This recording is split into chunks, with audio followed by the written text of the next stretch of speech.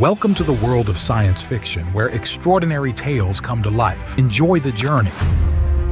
The cat was stuck in the ventilation shaft again. Ralph Martinez pressed his ear against the metal grating, listening to the pathetic yowling that echoed through the ductwork of his workshop. 3 years living on Detroit Prime Station, and Schrödinger still hadn't learned that the emergency cooling vents activated every 6 hours. You know what your problem is? Ralph grabbed his magnetic screwdriver and started working on the grate bolts. You're both too smart and too stupid to live. Like that time you figured out how to open the food dispenser but couldn't figure out how to stop it from... The door chimed. Ralph froze, screwdriver halfway to the third bolt. Pizza wasn't due for another hour. His ex-wife lived 3 systems away, and nobody else knew where his workshop was hidden in the station's industrial sector. The chime came again. Then a third time, patient and measured. Coming.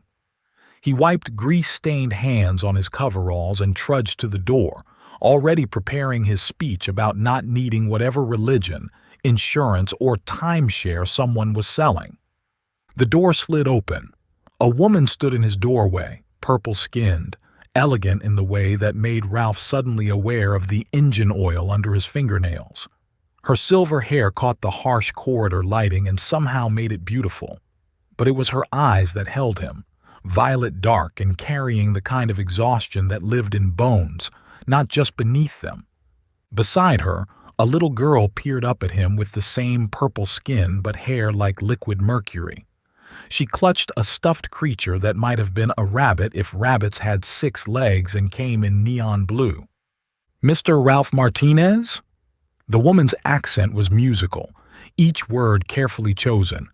"I am prepared to pay 1 million credits for your genetic analysis." Ralph blinked, looked behind him at his workshop, scattered tools, half-rebuilt engine on the workbench, cup of coffee growing its own ecosystem. Looked back at the woman. "Lady, if this is some elaborate organ harvesting scheme, I should warn you. I've only got 1 kidney and it's lazy, barely shows up for work most days." The little girl tugged her mother's sleeve. "Mommy, who's this man? Is he nice or mean? He looks like the teddy bears in the Earth cartoons, but bigger and more..." She scrunched her nose. "Muscly." "Sedia, that's not polite," the woman said, but her voice carried no real reproach, just bone-deep weariness. "Sorry," Sedia said, not sounding sorry at all. "But he does smell like machines, that's good, right? Machines don't lie." Ralph found himself almost smiling. Kid's got a point. Machines are honest. They're either broken or they're not. He stepped aside. "You'd better come in before station security wonders why purple royalty is slumming in Maintenance Sector 7. The woman hesitated. "How did you... The way you stand. The fabric of that outfit. It shifts color when you move. That's not local tech. Plus, you didn't flinch at 1 million credits like it was a joke." Ralph gestured to his cluttered workshop. "Welcome to paradise. Watch out for the cat. He's probably planning his revenge somewhere." They entered, Setia immediately fascinated by the controlled chaos. Her mother, Mirit, she introduced herself, stood stiffly near the door like she might need to run. "So," Ralph said, clearing engine parts off 2 stools, "what's a Velarine noble doing knocking on my door? And what's this about genetic analysis?" Mirit's composure cracked slightly. "You're my 847,294th door." Ralph paused mid-reach for his coffee mug. "Come again?"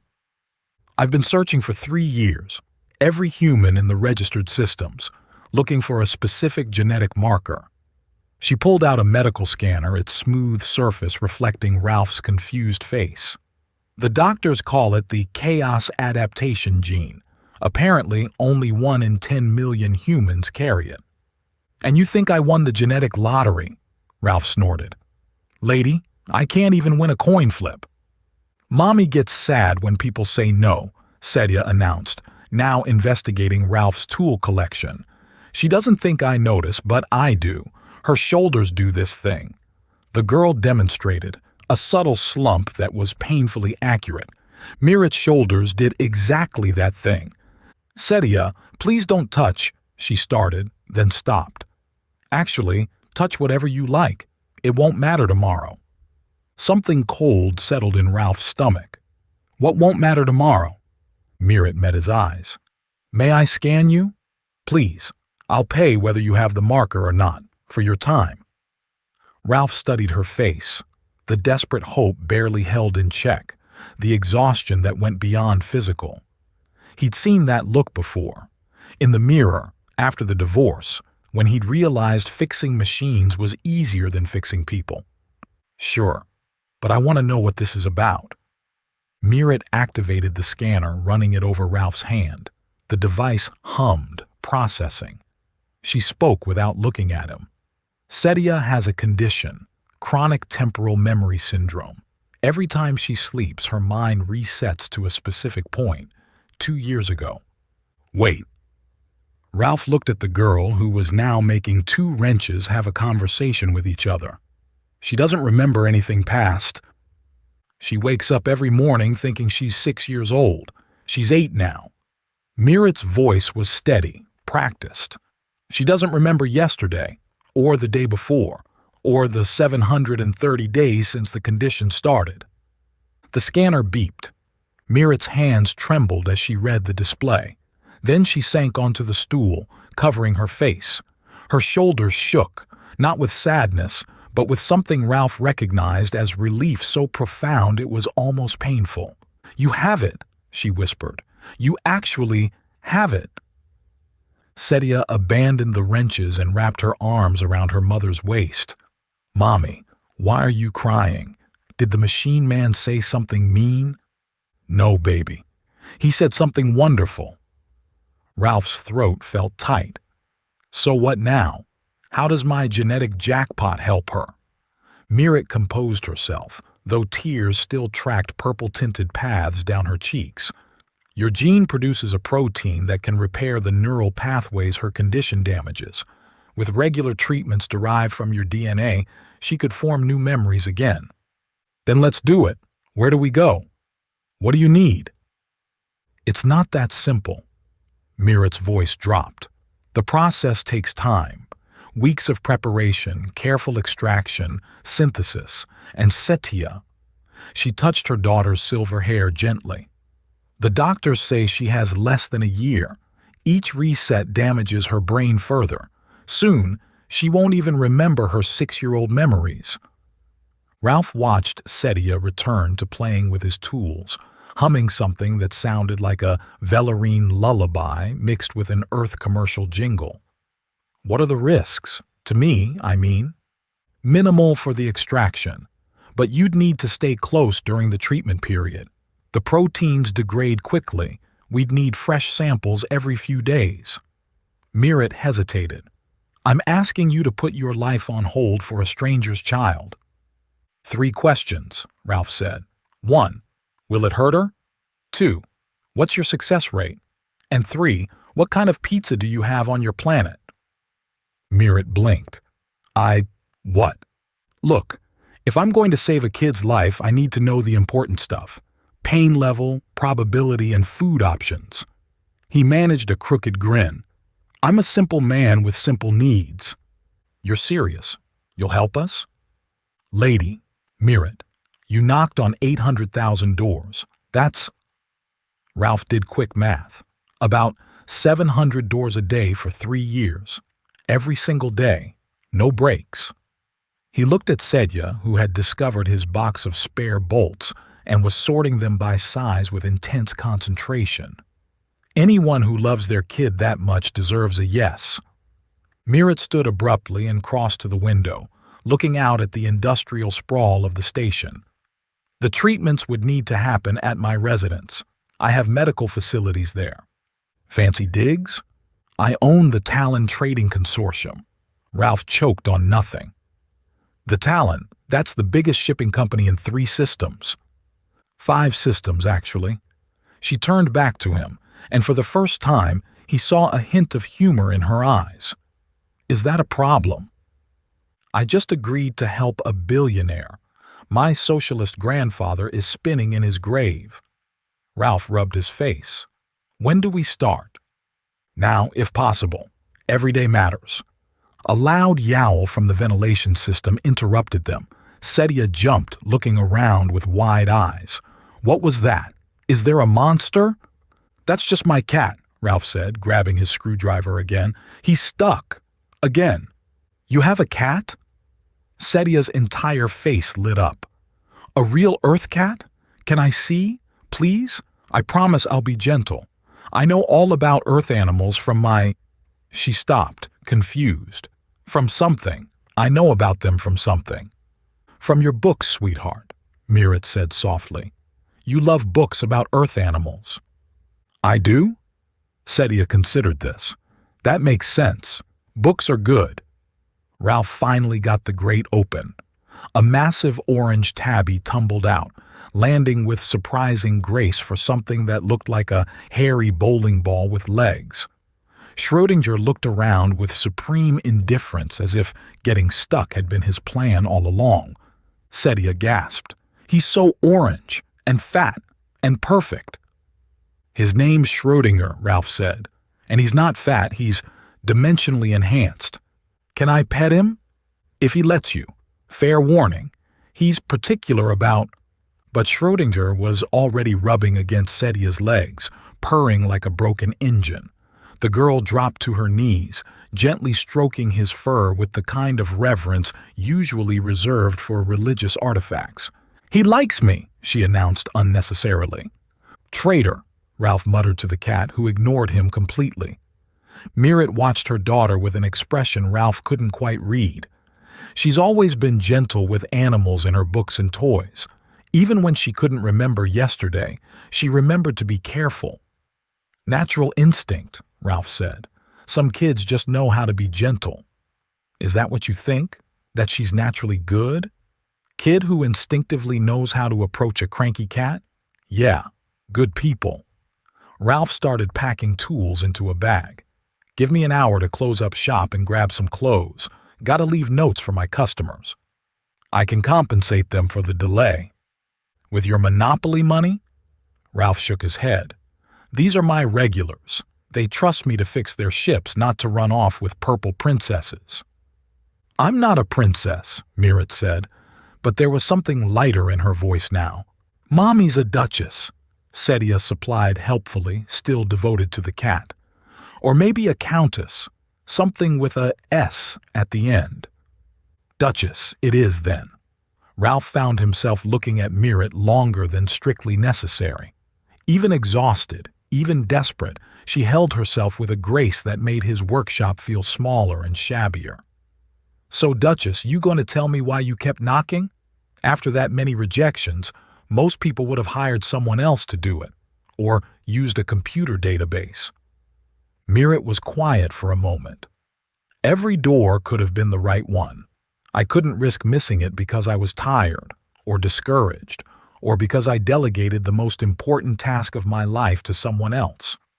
800,000 doors, Ralph repeated, still amazed. 847,294. And mine was the last one? She met his eyes. Yes. Hell of a coincidence. I prefer to think of it as perseverance paying off. She watched Sedia teaching Schrödinger to high five, both of them failing spectacularly. Mr. Martinez, Ralph, if we're going to be roommates while saving your kid, might as well use first names. Ralph. She tested the name carefully. I should warn you, my home is nothing like this. There are protocols, expectations. My mother-in-law lives with us. She's traditional. Meaning she'll hate the muscular human mechanic. Meaning she'll test you constantly. Ralph shrugged. Can't be worse than my ex-mother-in-law. That woman could strip paint with her disapproval. For the first time since she'd walked in, Mirrit actually smiled. It transformed her face, easing lines Ralph hadn't noticed until they softened. We'll see about that. Day 5. Ralph woke to someone poking his cheek. He opened one eye to find Sedia standing beside his bed, her silver hair catching the morning light that filtered through the apartment's floor-to-ceiling windows. "Hello? I'm Setya. I'm 6 years old. Who are you, and why are you in our house?" Ralph sat up, rubbing his face. 5 days of this routine, and it still felt like emotional whiplash. "I'm Ralph. I'm 35. I fix spaceships." "Really? Can you fix my toy ship? It doesn't light up anymore." She bounced on her toes, already fully awake and vibrating with 8-year-old energy trapped in 6-year-old memories. "Sure, kiddo. After breakfast." "Mommy says breakfast is ready. She also said not to wake you, but you were already mostly awake because you were making these funny noises like—" She attempted to recreate his snoring, sounding like a broken air compressor. "That's called snoring, and it's a perfectly normal human thing." "It sounds broken. Can you fix it?" Ralph laughed despite himself. Every morning, the same innocent observations that cut straight through adult pretense. Some things are supposed to be a little broken. Keeps life interesting. The Talon estate sprawled across the top 3 floors of Valoria's most exclusive residential tower. Not crystal walls or gaudy displays of wealth. Mirrit had better taste than that. Instead, warm amber panels that shifted subtle hues with the triple sunrise, furniture that looked simple until you realized each piece probably cost more than Ralph's entire workshop. He found Mirrit in the kitchen, standing at the window with a cup of something that steamed purple. She didn't turn when he entered, but her shoulders tensed slightly, the only sign she'd heard him. "She woke you again. It's fine. I'm used to it now." "You shouldn't have to be used to it." Her reflection in the window looked older than her years. "Dr. Harrison will be here in an hour for your daily extraction." "Looking forward to my morning stabbing." Ralph poured himself coffee from the machine he'd insisted on installing. Real earth coffee, not the synthetic stuff. "Your mother-in-law left another note about my corrupting human influence on the kitchen." That got a small smile. "Only one note? She must be warming to you." Lady Kessa had arrived on day 3, a whirlwind of disapproval in expensive fabric. She looked at Ralph like something she'd found stuck to her shoe, unpleasant but requiring attention before it stained something valuable. "Where's the dragon lady now?" "Board meeting. She's trying to block the Nexus acquisition again." Ralph moved to stand beside her at the window, close enough to catch her scent, something floral but alien like roses that grew in zero gravity. "How are you holding up?" "I'm functional." "That's not what I asked." She finally turned to look at him. This close, he could see the faint purple veins beneath her translucent skin, the way her pupils dilated slightly when she was tired. "I'm watching my daughter meet you for the first time every morning, watching her discover Schrödinger again, watching her ask the same questions, make the same jokes, have the same wonder about your coffee machine." Her voice cracked slightly. "Functional is the best I can offer." Ralph wanted to touch her, just a hand on her shoulder, something to anchor her. But 5 days wasn't long enough to earn that right. "The treatments are working. Harrison said the protein synthesis is ahead of schedule." Ahead of schedule still means weeks, maybe months. She turned back to the window. "Yesterday, she forgot my name after her afternoon nap. Just for 30 seconds, but she looked at me like I was a stranger." "Mommy! Ralph!" Setya bounded into the kitchen, Schrödinger waddling behind her. "Can we play Space Pirates now?" The transformation in Mirrit was instant. Spine straightening, smile appearing, exhaustion hidden behind practiced warmth. "After breakfast, sweetheart." "I'm the captain today," Setya announced, climbing onto her chair. "Ralph, you can be my first mate. Mommy, you're the ship's doctor, and Schrödinger is our alien prisoner." The cat meowed indignantly.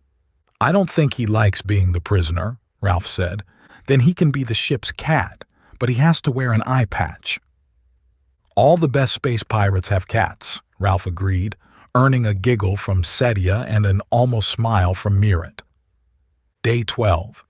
The routine had developed its own rhythm: morning introductions, breakfast negotiations, Dr. Harrison's extraction, which hurt more than Ralph admitted, Setia's playtime, where Ralph told the continuing adventures of Captain Fix-It, the space mechanic. "And then what happened?" Setia asked, sprawled on the living room floor with her drawing pad.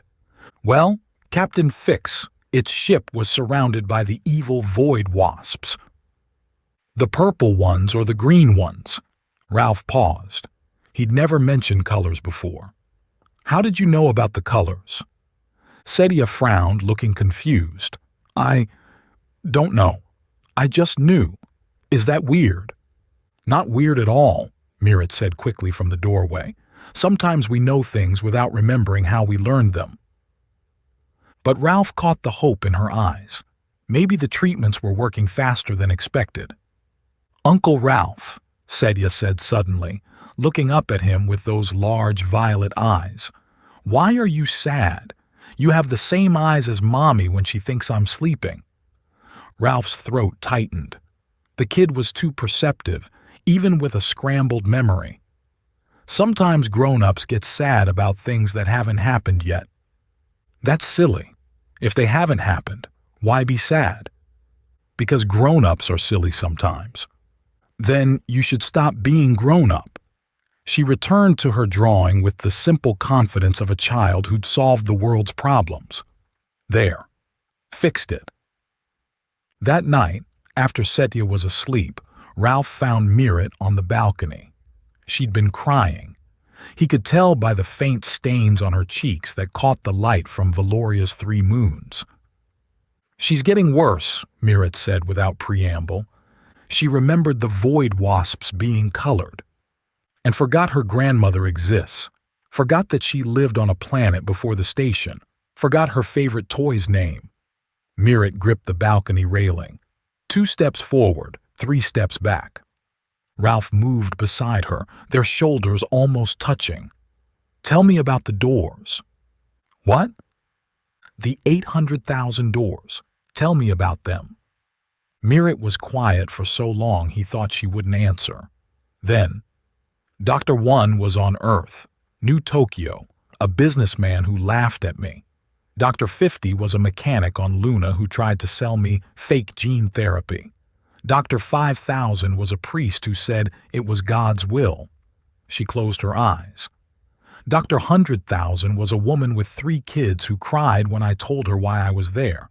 She didn't have the gene, but she held me while I sobbed in her doorway. And Dr. 847,294 was a man who makes bad jokes and lets my daughter rename his cat every morning. She called him Professor Whiskers today. Yesterday was Admiral Fluffington." They stood in comfortable silence, watching the city lights below. Ralph became hyper-aware of every small movement, the way she shifted her weight, how her hair moved in the night breeze, the soft sound of her breathing. "I knocked on every door myself," she continued, "because I needed to look into their eyes when they said no, needed them to see a mother, not just a desperate rich woman. Some of them understood. Most didn't. Must have been hell. It was purpose. Every no brought me closer to yes." She turned to face him. "I just didn't expect the yes to be so devastatingly handsome. I was going to say complicated, but she was almost smiling. You upended everything, Ralph Martinez. You were supposed to be a donor, a medical necessity, not what?" She looked away. "Not someone Setia asks for the moment she wakes up, not someone who makes her laugh every single day, even if she doesn't remember the day before, not someone who makes this bearable." Ralph's heart hammered against his ribs. "Mirrit, I've reviewed the Harrison reports." Lady Kessa's voice cut through the moment like a blade. She stood in the balcony doorway, disapproval radiating from every line of her body. "The protein synthesis is too slow. We need to increase the extraction frequency." "That's Dr. Harrison's decision," Mirrit said, her walls slamming back up. "Your sentimentality clouds your judgment, daughter-in-law," Kessa continued. Dr. Harrison is too conservative. The human can handle more aggressive harvesting. The human is standing right here, Ralph said mildly, and he has a name. Kessa's lip curled. Yes, the mechanic. How fortunate that my granddaughter's life depends on someone who smells of engine lubricant. Mother, please. It's fine, Ralph interrupted. She's not wrong. I do smell like engine oil. It's honest work, which I'm guessing is a foreign concept to someone who inherits their importance. Kessa's purple skin darkened, the Vellerine equivalent of flushing with anger. You dare? Yeah, I dare. Because while you were at board meetings, your daughter knocked on 800,000 doors.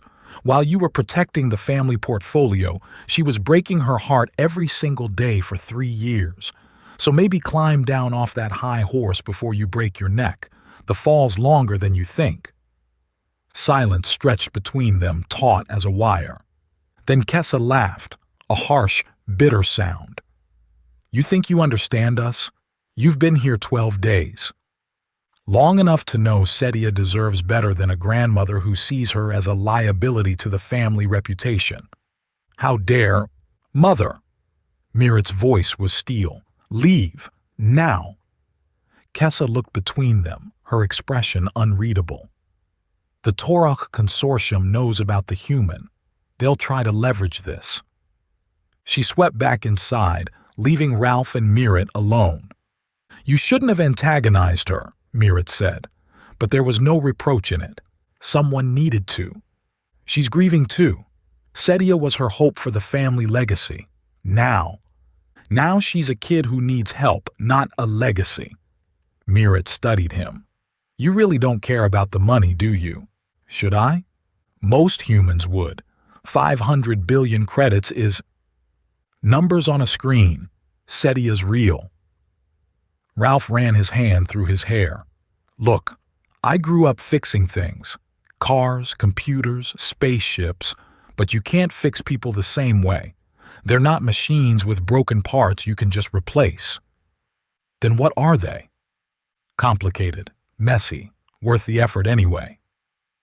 Day 20. Everything went wrong after lunch.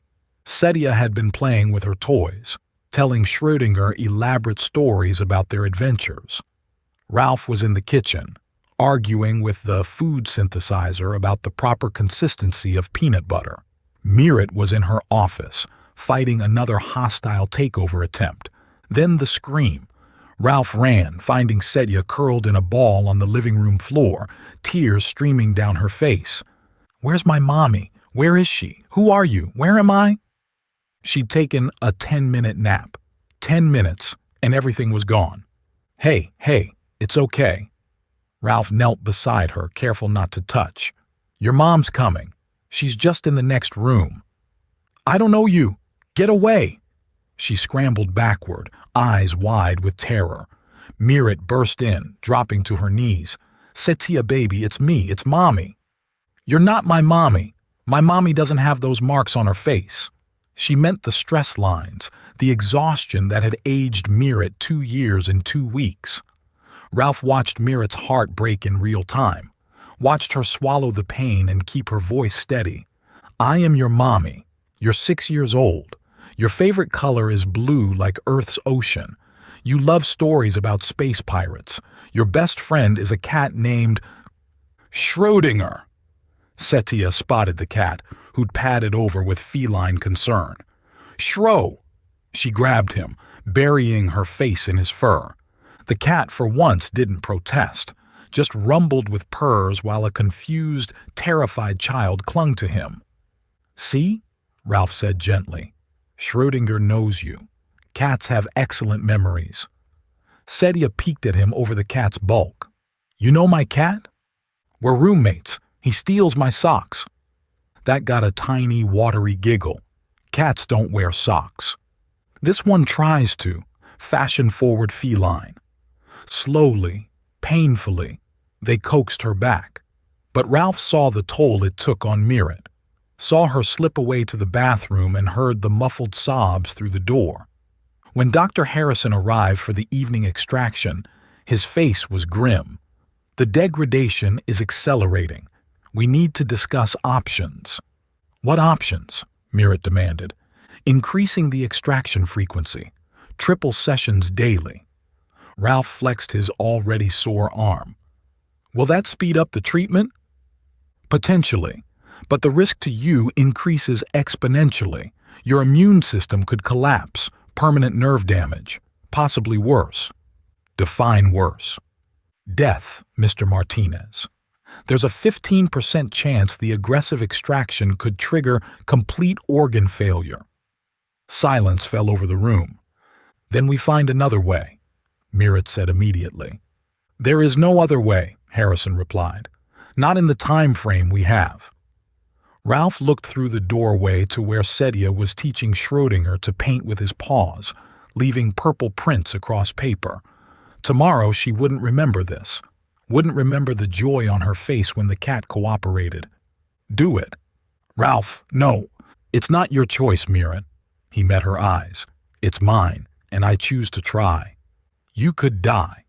"She will die, definitely, versus possibly. That's not mathematics, that's certainty versus hope. I can't ask you to—" "You knocked on 800,000 doors. I'm opening mine, all the way." That night, Sedia fell asleep between them on the couch, exhausted from the trauma of forgetting. Mirret reached over the child's sleeping form, finding Ralph's hand. "I'm scared," she whispered. "Me too. I don't mean about the procedures. I mean about after, if it works, if it doesn't." Her fingers intertwined with his. "I mean about feeling something I haven't felt in years." Ralph squeezed gently. "The scariest things are usually worth it." "Is that mechanic wisdom? That's divorced guy who screwed up before wisdom." She was quiet for a moment.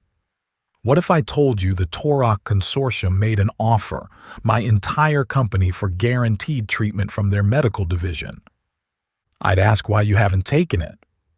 "Because they don't have what you have. The gene, yes, they could find someone eventually, but not—" She struggled for words. "Not someone who tells my daughter stories that get better every day even though she can't remember them. Not someone who treats her like a person instead of a problem to solve." "Mirret, I think I'm falling for you, Ralph Martinez, which is insane. It's been 20 days. You're human. I'm drowning in crisis. This is the worst possible time." Ralph leaned over the sleeping child and kissed her, soft, careful, a promise more than passion. When they parted, Mirret's eyes shimmered with unshed tears. "We'll save her," Ralph whispered. "Then we'll figure out the rest." "Promise?" "I'm a mechanic. I fix things. That's what I do." Between them, Sedia murmured in her sleep, one hand clutching Ralph's shirt, the other holding her mother's finger. For a moment, in the soft light of the triple moons, they looked like what they weren't yet, but might become, a family held together by more than just medical necessity. Tomorrow, Setya would wake up and meet Ralph for the first time again. But tonight, they had this, day 30. The alarm never went off because Ralph hadn't slept. He sat at Mirret's kitchen table surrounded by Setia's drawings, hundreds of them, all variations of the same theme. 3 figures holding hands. The purple one labeled Mama, the yellow one Ralph. She never quite got the spelling right, and the small silver one in the middle, Me. His hands shook as he sorted through them, not from the triple extraction sessions, though those left him feeling like someone had replaced his blood with battery acid. The shaking came from what he'd decided to do. "Can't sleep either?" Mirret's voice came from behind him. "Gave up trying." He held up one drawing where Sedia had given him superhero muscles and a cape. "She sees me as some kind of hero." "Aren't you?" Mirret sat beside him, close enough that their knees touched under the table. "You're literally giving your life force to save her." "My friend Jack called yesterday. Thinks I've lost my mind." Ralph traced the crayon lines of Sedia's artwork. "Said I'm risking everything for a stranger's kid." "What did you tell him?" "That she chooses me every morning. No memory of yesterday. No obligation from the day before. Just meets me and decides I'm worth trusting. His voice caught. How is that not the purest form of friendship? Mirit's hand found his. The procedure is in 6 hours. I know. Dr. Harrison says the neural integration could take days, maybe weeks. I know. You might not survive the final extraction. I know that too. Ralph turned to face her. But tomorrow, she might remember today. That's worth any risk. Before Mirit could respond, Ralph's communication pad buzzed. Jack's face appeared on screen, grease-stained and panicked. Ralph, thank God. We have a problem. The Torah came to the docks. They took Harrison's equipment, all of it, said something about leveraging negotiations. Ralph's blood turned cold. When? 20 minutes ago. They knew exactly what to take. Someone leaked the procedure schedule. Mirit was already standing, her face shifting from shock to rage. Mother. What? She's the only one who knew the exact timing. She must have... Mirit's hands clenched. She thinks she's protecting the company. If I'm forced to sell to Torok, at least the Empire survives. Ralph grabbed his jacket. Jack, I need you to call every mechanic who owes me a favor. Tell them to bring whatever medical-grade equipment they can steal, borrow, or jury-rig. Ralph, you can't be serious. You're talking about bootlegging a neural surgery. I've rebuilt hyperdrives with kitchen appliances. This is just smaller scale. He turned to Mirit. Wake Setya. If this is her last day without memories, let's make it count. 2 hours later, Ralph's workshop in the estate's basement looked like a mechanical graveyard had exploded. Mechanics, engineers, and various other disreputable friends had answered his call, bringing everything from modified food synthesizers to a surgical unit borrowed from a veterinary clinic. This is insane, Dr. Harrison muttered, examining the hodgepodge of equipment. I can't perform neural integration with, is that a coffee maker? Modified protein synthesizer, Ralph corrected, adjusting connections with hands that moved despite exhaustion. Same basic principle, just need to recalibrate the molecular assembly matrix. You're going to trust your life and Setya's brain to equipment held together with hope and electrical tape. Done it before. Different stakes, same principle. Ralph looked up as Setya bounded into the workshop, Schrödinger in her arms. Uncle Ralph, Mommy says you're building something special. The most special thing ever, Princess. She set down the cat and walked over to examine his work with serious 6-year-old concentration. Is it a robot? Better. It's a memory machine. Like a camera? Like a camera for your thoughts. So tomorrow, you'll remember today. Setya's eyes widened. Really? I'll remember this conversation? And breakfast? And how Schrödinger knocked over the plant? Everything. She threw her arms around his neck. Then I want today to be perfect. So tomorrow, me will be happy. Ralph held her tight, feeling Mirit's eyes on them. It already is perfect, kiddo. Mr. Martinez, Lady Kessa's voice cut through the moment. She stood in the doorway, her expression unreadable. The Torok board has agreed to return the equipment in exchange for certain considerations. Mother, what did you do? Mirit's voice was deadly quiet. What needed to be done? The company? Damn the company! Mirit exploded. This is about Setya. This is about survival, the family legacy. Your legacy is a sick child who won't remember your name tomorrow. Ralph stood, placing himself between Kessa and Setya. But sure, protect those quarterly earnings. Kessa's composure finally cracked. You think I don't care? She's my granddaughter, but if we lose everything, what future does she have? One where she remembers it, Ralph shot back. That's the only future that matters. The equipment is returning, Kessa said stiffly. But Torok wants assurance, a marriage contract between their heir and... No. Mirit's voice was steel. Never. Then they keep the equipment. Ralph looked at the mess of machinery around him, then at Setia, who was watching the adults with worried eyes. We don't need their equipment. We have something better. Scrap metal and false hope? Ingenuity and determination. He turned to Harrison. Doc, I need you to trust me. Can you work with what we have? Harrison surveyed the chaotic assembly, his medical precision warring with desperate circumstances. The risk factor increases exponentially. From 15% fatality to what?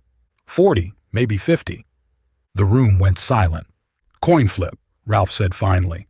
I've had worse odds. This is madness, Kessa protested. This is love, Mirret said quietly, moving to stand beside Ralph. Something you've forgotten in your ledgers and board meetings. 6 hours later, the improvised operating theater hummed with mechanical noise.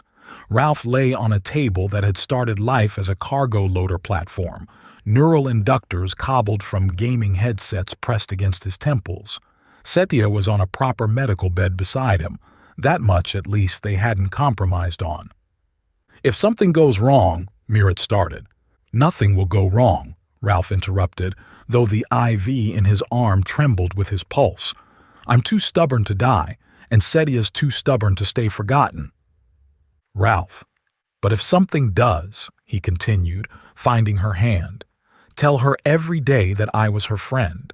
Even if she can't remember, tell her. Tell her yourself tomorrow. Dr. Harrison approached with a syringe that glowed faint green. This will initiate the neural transfer. Mr. Martinez, you'll experience significant discomfort. Doc, I've been married. I know discomfort. That earned him a weak smile from Mirret, though tears tracked down her purple cheeks.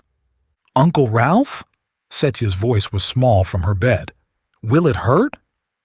Not you, Princess. You're just going to take a nice nap. Will it hurt you? Ralph met her violet eyes. Worth it. Why? Because tomorrow you'll remember asking me that question, and you'll remember the answer.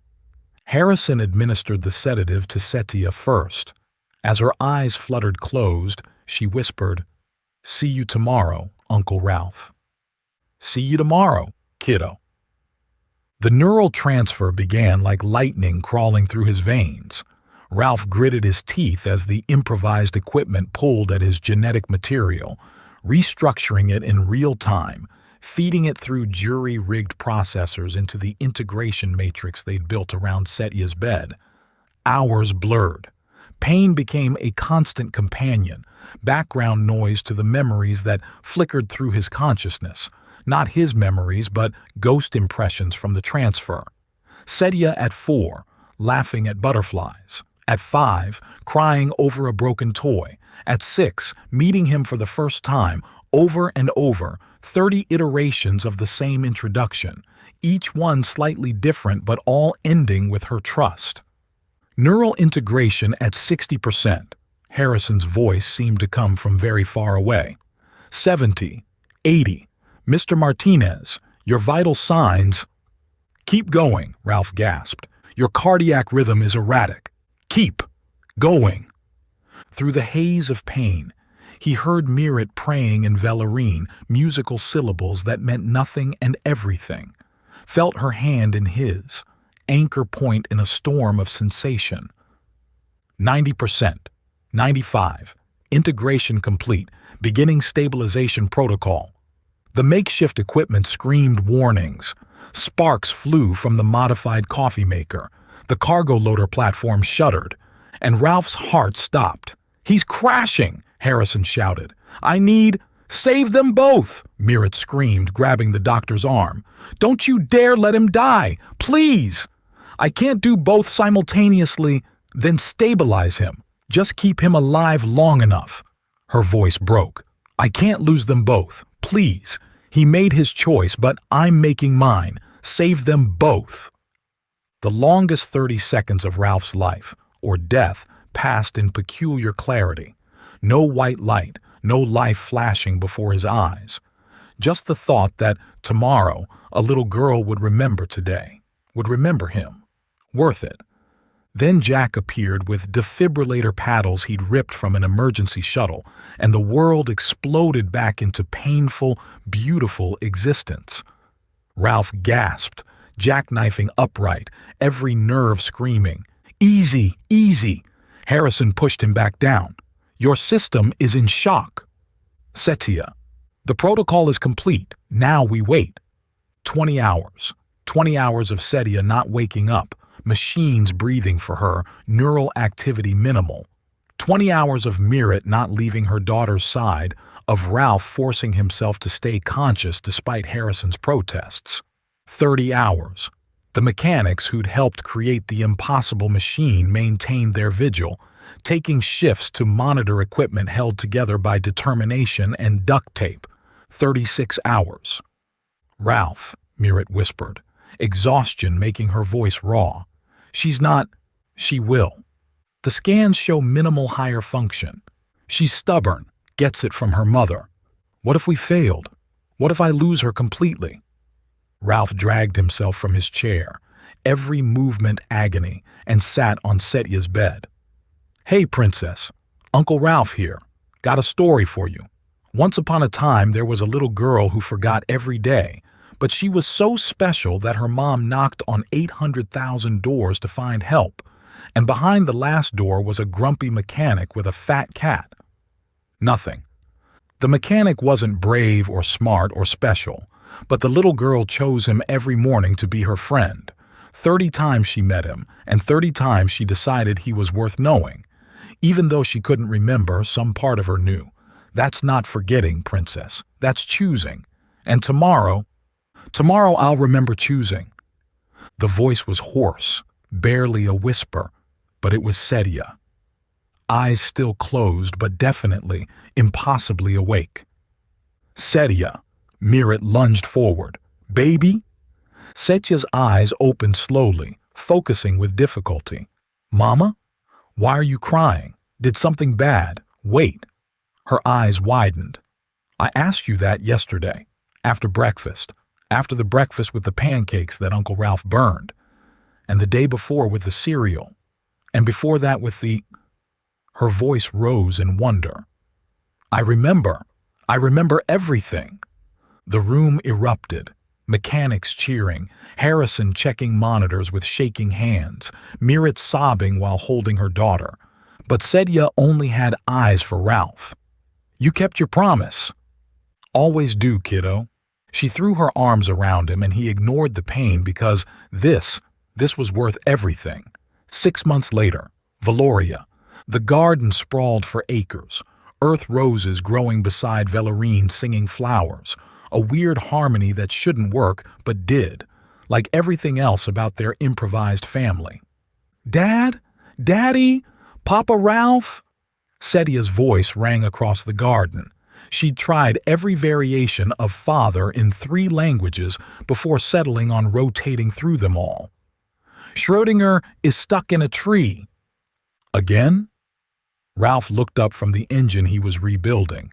Mirret had given him an entire workshop on the estate, state-of-the-art equipment he mostly ignored in favor of his old tools. "It's a different tree this time." "Oh well then." He wiped his hands and stood, catching Mirret's amused look. "What?" "Nothing. Just watching my husband rescue our cat from our daughter's climbing adventures. Technically, we're not married yet. Technically, you performed emergency engineering surgery with a coffee maker. Technical doesn't mean much in this family." Ralph kissed her, still amazed he could do that whenever he wanted. "Fair point." They're being gross again." Setia called from her tree perch where she'd climbed up after the cat. "We're being affectionate," Mirret corrected. "Gross and affectionate are the same thing when you're old." "Old?" Ralph clutched his chest in mock pain. "I'm 35. "Ancient," Setia confirmed. "But it's okay. I like ancient things, like dinosaurs, and Daddy, and Schrödinger, who is really fat and needs help." As Ralph approached the tree, Setia looked down at him with those violet eyes that held 6 months of continuous memories now. "Hey, Dad." "Yeah, Princess? I'm glad I was sick." Ralph almost stumbled. What? If I wasn't sick, Mom wouldn't have knocked on all those doors, and she wouldn't have found you, and you'd still be alone in that smelly workshop talking to your cat. She grinned. Now you talk to us instead. That's better, right? Ralph looked back at Mirret, who was watching them with such open love it made his chest tight. Thought about those 800,000 doors, about the last one that became the first, about choosing and being chosen every single day. Yeah, kiddo, that's definitely better. Good. Now save your cat. He's being dramatic up here. Ralph climbed, Sedia giggled, Mirret laughed, and somewhere in the tree, Schrödinger yowled indignantly. Tomorrow they'd all remember this, and that was worth everything. Found in Setia Martinez's personal diary, dated 1 year after the procedure. Dear future me, because I can actually write that now and know you'll remember reading this. Today is exactly 1 year since I woke up remembering. Dad says I should write this down because sometimes the most important stories are the ones we tell ourselves. So here goes. Mom is pregnant. Can you believe it? I'm going to be a big sister. When she told me yesterday, I screamed so loud that Schrödinger fell off his favorite napping spot on Dad's workbench. Mom's belly is getting round like she swallowed a small moon, and the baby kicks when I sing the Vellerine lullabies she taught me. Dad says the baby already has good taste in music, which made Mom laugh and hit him with a pillow. I asked if the baby would be purple like Mom or pink like Dad, and they both got this weird look before Dad said, probably something in between. Lavender, maybe? Like my hair before it turned all silver, I said, and they got even weirder. Adults are so strange about colors. The baby is a boy. Dad wants to name him Jack after his friend who helped save me. I looked it up in Mom's computer files. Uncle Jack brought the heart-zapping machine when Dad's heart stopped. I'm not supposed to know that part, but I'm very good at finding things out now that I can remember where I hid my spy equipment. Mom wants a Vellerine name, something about honoring traditions. Grandma Kessa suggested 12 different names, all of them sounding like someone sneezing while gargling. Dad vetoed all of them, which was hilarious. Grandma still doesn't fully approve of Dad, but yesterday I caught her teaching him how to properly hold a Vellerine baby. She pretended she was just correcting his inferior human posture, but her eyes were doing that soft thing they do when she thinks no one's looking. I remember everything now, every single day. But you know what's weird? Sometimes I miss the not remembering, just a tiny bit. Not because I want to be sick again. That was scary and made Mom cry all the time. But because every day felt like an adventure then. Now I know what's going to happen at breakfast. Dad will burn something, Mom will pretend not to notice, Schrödinger will steal bacon. Dad says that's why we have to make new adventures. Last week he taught me to rebuild a small engine. I got grease under all my fingernails and Mom said I looked like a tiny mechanic raccoon, which is apparently an earth animal that steals trash. Dad said that was offensive to raccoons, and they got into one of their fake arguments that always end with kissing. Gross. The best part about remembering is that I can see how things change. Like how Dad's workshop went from that tiny, smelly place to the huge one here, but he still uses the same old tools. Or how Mom doesn't do that fake smile anymore. Now her real smile comes out all the time. Or how Grandma actually asked Dad for advice about a shipping route yesterday. He suggested going through the Proxima bypass, and she said, that's actually brilliant for a human, which from her is basically a declaration of love. Oh, and I remember the doors now. Not really remember, I was too young. But Mom told me about them. 847,294 doors. She knocked on every single one looking for someone to save me. And behind the last door was Dad, who thought she was selling something. I was selling something, Mom said when she told me the story. Hope. That's cheesy, I told her. Your father's entire existence is cheese, she said, but she was smiling that special smile she only does when talking about him. Tomorrow, Dad's taking me to Earth to meet his side of the family. He says his mom will cry a lot and his dad will ask if I want to learn how to fish, which apparently involves sitting very still and being quiet, so basically impossible for me. But I'll remember it, every minute. The good, the bad, the boring, the amazing, all of it. Because that's what Dad gave me, all the tomorrows I'll never forget. Love, Secha Martinez, age 9 and remembering every second of it. Dad just read this over my shoulder and now he's crying. He says it's allergies. Mom says he's allergic to feelings. They're kissing again. Gross. The baby just kicked. I think he agrees that our parents are gross. We're going to be great friends.